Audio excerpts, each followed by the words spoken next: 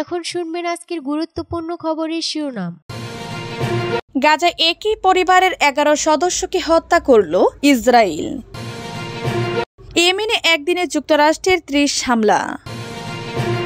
ইরানের সঙ্গে আলোচনায় যুক্তরাষ্ট্রের আন্তরিকতা দেখতে চায় চীন। যুক্তরাষ্ট্রের পণ্যে 25% শুল্ক আরোপের পরিকল্পনা ইউরোপীয় ইউনিয়নের। ইসরায়েলি হামলায় গাজায় 211 সাংবাদিক নিহত। এশিয়ার 6 দেশসহ যে 10 দেশের উপর সবচেয়ে বেশি শুল্ক আরোপ করলেন ট্রাম্প। গাজায় একই পরিবারের 11 সদস্যকে হত্যা করল ইসরায়েল। ইসরায়েলি যুদ্ধ বিমানের শব্দ নিয়ে ঘুমাতে যাওয়া এবং ঘুম থেকে উঠছে গাজাবাসীর। অবিরত হামলা চালাচ্ছে দখলদার ইসরায়েলরা, চারদিকে ছড়িয়ে ছিটিয়ে আছে মরদেহ। উপত্যকার অন্য এলাকার মতো দের এল বালাহ শহরের বাসিন্দারাও আছেন আতঙ্কে, কারণ গত 12 ঘন্টা ধরে ইসরায়েলি বিমান হামলায় কেন্দ্রবিন্দু ছিল এই এলাকা। গাজার স্বাস্থ্য মন্ত্রণালয়ের বরাদ্দে সংবাদ মাধ্যম আল জাজিরা জানিয়েছে, দের এল বালাহ শহরের পশ্চিম অংশে একটি বাড়িতে হামলা চালিয়েছে ইসরায়েলি বাহিনী। 11 জনের প্রাণহানির তথ্য পাওয়া গেছে। এই হামলায় নিহতরা সবাই একই পরিবারের সদস্য বলে জানা গেছে। আল জাজিরা বলেছে, কোনো সতর্কতা ছাড়াই ওই বাড়িতেও হামলা চালানো হয়। অস্থায়ী তাঁবুতে সোমবার 7 এপ্রিল ইসরায়েলি হামলায় গুরুতর দগ্ধ ফিলিস্তিনি সাংবাদিক আহমেদ মনসুর মারা গেছেন। সোমবার ভোরের ওই হামলায় আরও 2 জন নিহত এবং 8 জন আহত হয়েছেন। তারা হলেন হেলমি আল ফাকাভি এবং ইউসুফ আল খাজানদার। তাদের মধ্যে আল ফাকাবি প্যালেস্টাইন টুডে টিভির একজন সাংবাদিক ছিলেন বলে জানা গেছে। ইয়েমেনে একদিনে যুক্তরাষ্ট্রের 30 হামলা। যুক্তরাষ্ট্রে একদিনে কম সময়ের মধ্যে ইয়েমেনের বিভিন্ন প্রদেশে প্রায় 30টি বিমান হামলা চালিয়েছে। বিশেষজ্ঞরা বলেছেন, সানার ফিলিস্তিনি পন্থী অভিযান বন্ধ করার জন্য এই কৌশল বেছে নিয়েছে ডোনাল্ড ট্রাম্পের মার্কিন প্রশাসন। ইয়েমেনি সূত্রগুলো জানিয়েছে, মার্কিন যুদ্ধ বিমান মঙ্গলবার সানা প্রদেশে 11টি বিমান হামলা চালিয়েছে। বিশেষ করে বানি, উসাইশ এবং সানহার জেলাকে লক্ষ্য করেছে মার্কিন বাহিনী। ইয়েমেনে মার্কিন বোমা হামলা আরও পূর্ব দিকে বিস্তৃত হয়েছে। মাজার এবং জাবা জেলা সহ মারি প্রদেশে 13টি হামলার খবর পাওয়া গেছে। এছাড়াও পশ্চিম ইয়েমেনের আল হুদাইদাহ প্রদেশের উপকূলে কামরান দ্বীপে 4টি বিমান হামলা চালানো হয়েছে। সাম্প্রতিক সপ্তাহগুলিতে আমেরিকান বাহিনীর ইয়েমেনে চালানো সবচেয়ে ভারী বোমা হামলাগুলির মধ্যে এটি অন্যতম। যুক্তরাষ্ট্র দাবি করেছে, তাদের হামলা লক্ষ্য ইয়েমেনের সশস্ত্র বাহিনীর সামরিক ক্ষমতা হ্রাস করা, বিশেষ করে ক্ষেপণাস্ত্র এবং ড্রোন ইউনিটগুলোকে ধ্বংস করা। ইরানের সঙ্গে আলোচনায় যুক্তরাষ্ট্রের আন্তরিকতা দেখতে চায় চীনা। ইরানের পরমাণু কর্মসূচি নিয়ে হঠাৎ উচ্চ পর্যায়ের আলোচনা শুরুর ঘোষণার পরদিন মঙ্গলবার চীন যুক্তরাষ্ট্রকে এই আলোচনায় রাজনৈতিক আন্তরিকতা দেখানোর আহ্বান জানিয়েছে।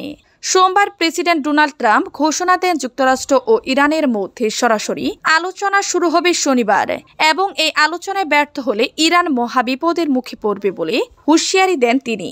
তেহরান অবশ্য জানিয়েছে, আলোচনাটি ওমানে অবশিষ্ট হলেও তা পরোক্ষ হবে। এই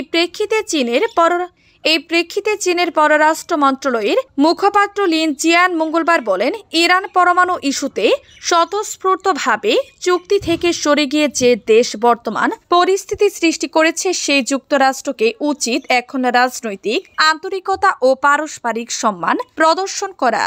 তিনি আরও বলেন, যুক্তরাষ্ট্রের উচিত সংলাপ ও পরামর্শে অংশ নেওয়া এবং একই সঙ্গে বল প্রয়োগ করে অতিমাত্রায় চাপ সৃষ্টির ভুল চর্চা বন্ধ করা।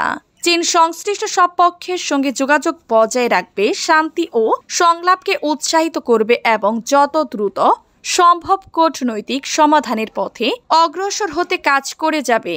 ট্রাম্পের এই আকস্মিক ঘোষণার আগে ইরান সরাসরি আলোচনার ধারণাকে অর্থহীন বলে প্রত্যাখ্যান করেছিল। উল্লেখ্য, ট্রাম্প 2018 সালে তার প্রথম মেয়াদে ইরান পরমাণু চুক্তি থেকে যুক্তরাষ্ট্রকে প্রত্যাহার করে নেন, যার ফলে বর্তমানে নতুন চুক্তির জন্য তৎপরতা চলছে। যুক্তরাষ্ট্রের পণ্যের উপর 25% শুল্ক আরোপের পরিকল্পনা করেছে ইউরোপীয় ইউনিয়ন ইইউ।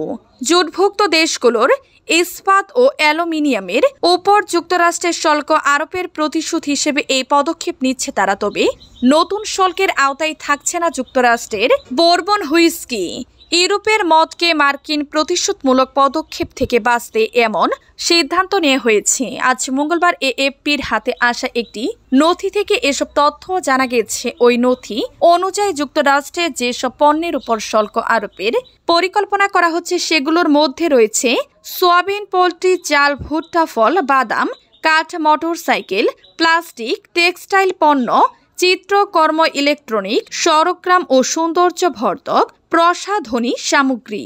ফ্রান্স ও ইতালির অনুরোধে এই তালিকায় যুক্তরাষ্ট্রে উৎপাদিত বোরবন হুইস্কি রাখা হয়নি।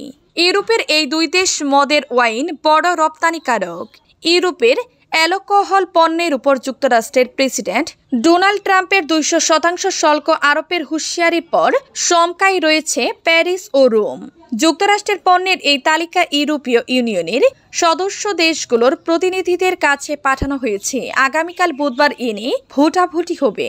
শেষ পর্যন্ত তা অনুমোদন পেলে আগামী মে মাসের মাঝামাঝি সময় থেকে অধিকাংশ পণ্যের উপর শুল্ক কার্যকর হবে। আমন্ড সহ কাঠবাদাম অন্য কিছু পণ্যের উপর শুল্ক আরোপ শুরু হতে পারে ডিসেম্বরে। ইসরায়েলি হামলায় গাজায় 211 সাংবাদিক নিহত।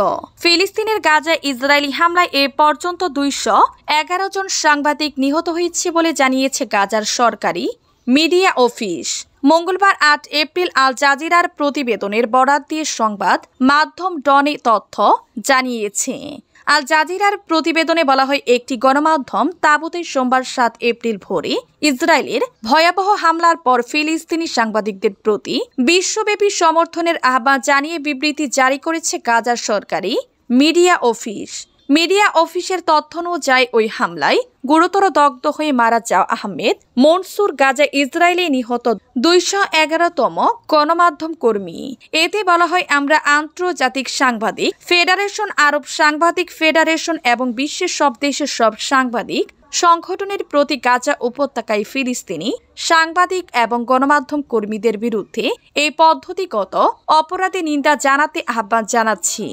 এশিয়ার 6 দেশ সহ যে 10 দেশের উপর সবচেয়ে বেশি শুল্ক আরোপ করলেন ট্রাম্প। ট্রাম্পের সর্বশেষ শুল্ক আরোপের ঘোষণায় সবচেয়ে বেশি শুল্ক আরোপ করা হয়েছে আফ্রিকার দেশ লেসোথো এবং কানাডা উপকূলে অবস্থিত ফরাসি অঞ্চল সেন্ট পিয়েরি ও মিকেলেনের উপর। শুল্ক আরোপের ঘোষণার দিন ট্রাম্প লেসোথো সম্পর্কে বলেছিলেন, এমন একটি জায়গা কেউ এমনকি এর নামও শুনেনি। সেই লেসোথোর উপরে তিনি রেকর্ড 50% শুল্ক আরোপ করেছেন।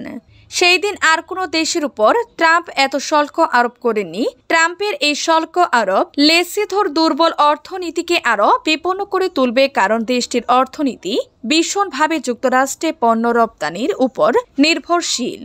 দেশটি যুক্তরাষ্ট্রে মূলত টেক্সটাইল পণ্য রপ্তানি করে।